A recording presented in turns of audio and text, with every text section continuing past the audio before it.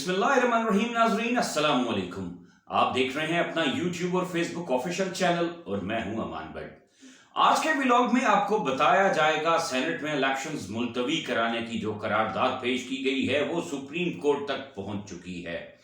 साथ साथ बताया जाएगा आपको इस व्लॉग में कि मियां मोहम्मद नवाज शरीफ उर्फ Bauji going back to the London. अब होगा क्या, होने वाला क्या है, आपको व्लॉग में तमाम तफसीलात से आगाह करूंगा।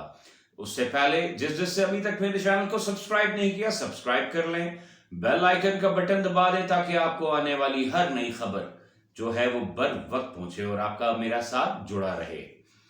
अब आते हैं अपने व्लॉग के मौजू की जानिब।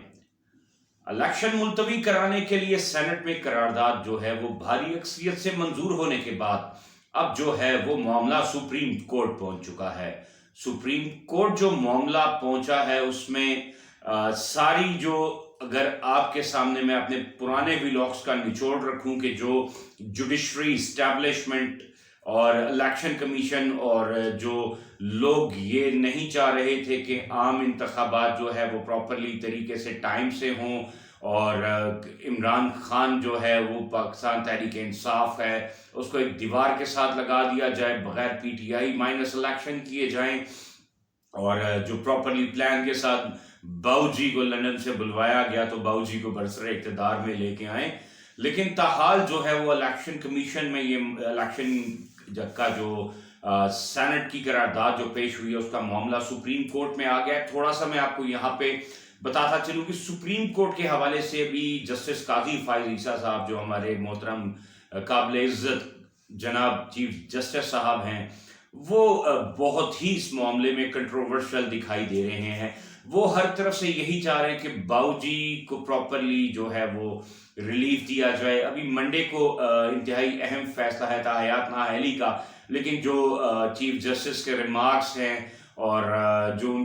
उन्होंने रिमार्क्स अपनी जो जब वकला प्रोसीडिंग कर रहे थे इस केस के हवाले से बात कर रहे थे तो उनके रिमार्क्स वो बड़े ही जो थे एक मुनासिब नहीं लग रहे थे कि एक चीफ जस्टिस जो है क्या वो एक प्रॉपरली पार्टी का चीफ जस्टिस बन गया है, 22-23-24 करोड़ आवाम का नहीं बन रहा। तो चीफ जस्टिस साहब ने साथ साथ ये भी कहा कि जी लाइव प्रोसीडिंग का ये सबसे बड़ा मसला है कि मेरी जो है अहलियाँ हैं जो बेगम मौसूफा हैं वो कहती हैं कि जी आप सही नहीं बैठे। तो इस पर एक सीनियर सहाफ़ी ने ट्वीट भी किया कि जनाब उनको आपके बैठने पे तो इतराज़ हो गया है लेकिन आपके क्या लेटने पे इतराज़ नहीं है कि आपने मुकम्मल झुकाव है वो पाकिस्तान मुस्लिम लीग नून को दिया हुआ है। जो ताहयात नाअहली केस है उसमें भी यही नज़र आ रहा है कि मियां नवाज शरीफ को बहुत बड़ा रिलीफ मिल जाएगा। लेकिन जनाब चीफ जस्टिस साहेब आप ये भूल रहे हैं कि ये मुल्क बेशक आपका है तो आपके अलावा बाकी जो 22-23 करोड़ पाकिस्तानी अवाम है उनका भी है। आप तो फरमाते हैं कि जी मैं मीडिया देखता नहीं, आप अपने मनपसंद चैनल्स की खबर देखते हैं, मनपसंद खबर अपनी बल्ले बल्ले जहां हो रही हो वो आप खबर सुनते हैं। तहरीक इंसाफ के लिए, पीटीआई के लिए, इमरान खान के लिए की बात हो रही हो तो आप कहते हैं जी मैं तो मीडिया देखता ही नहीं। तो ये दोहरा इंसाफ जो है उसको खुदारा छोड़िए। और साथ साथ इलेक्शन कमीशन ने भी अपनी इस खबर की तरदीद कल जैसे ही मामला सुप्रीम कोर्ट पहुंचा तो इलेक्शन कमीशन ने फौरन ही एक बयानिया जारी किया था कि बिल्कुल हम इलेक्शन करवाने के हक में हैं और हम चाहते हैं कि मुल्क में इलेक्शन 8 फरवरी को आम इंतखाबात हों। और साथ साथ जो आज मुख्तलिफ अखबारात में इश्तेहारात का भी सिलसिला और ख़बर भी लगी हुई जिसकी तरदीद इलेक्शन कमीशन ने वाज़ेह तौर पर की है कि जी हमने ऐसी कोई स्टेटमेंट जारी नहीं की। तो इसका मकसद है इलेक्शन कमीशन, सुप्रीम कोर्ट और दीगर जो इदारे हैं वो इस टाइम यही चाह रहे हैं कि इलेक्शन ना हो और इलेक्शन हो तो माइनस खान हो। साथ साथ यहाँ पे नाज़रीन आपको ये भी बता दूं कि 10 जनवरी 2024 इंतहाई अहम तारीख है और आहिस्ता आहिस्ता जो है वो पाकिस्तान तहरीक इंसाफ के जो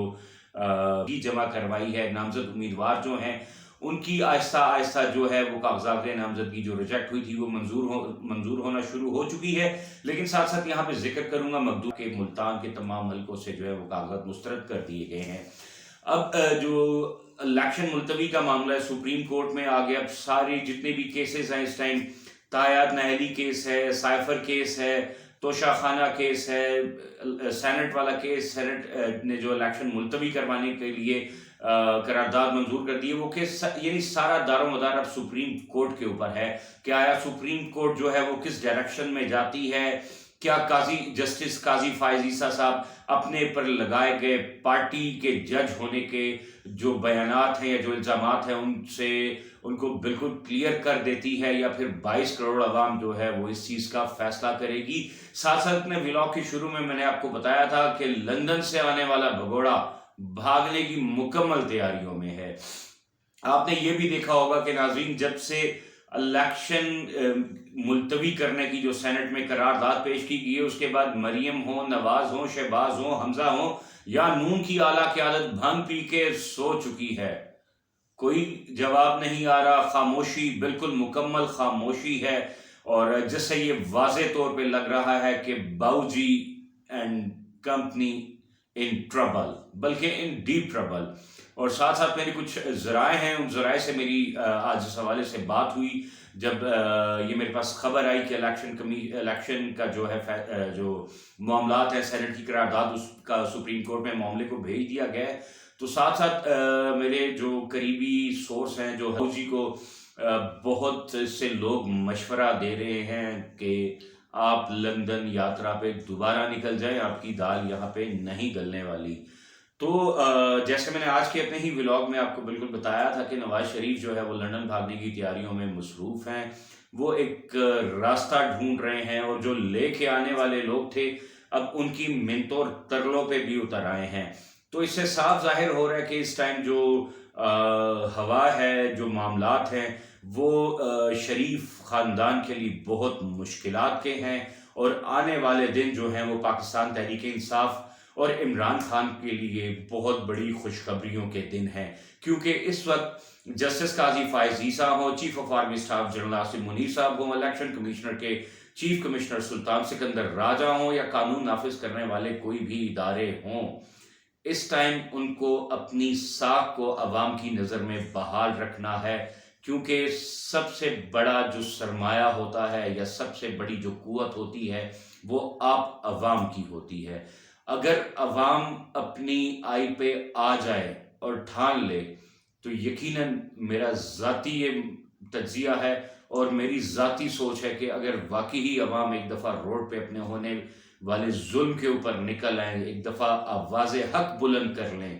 تو یقیناً تاریخ ان کو کبھی بھی نہیں بھلائے گی۔ جیسے کربلا میں امام حسین عالی مقام کے اہل و عیال اور گھرانے نے عظیم قربانیاں ظلم کے خلاف دی، جبر کے خلاف دی، اور آج تک جو ہے وہ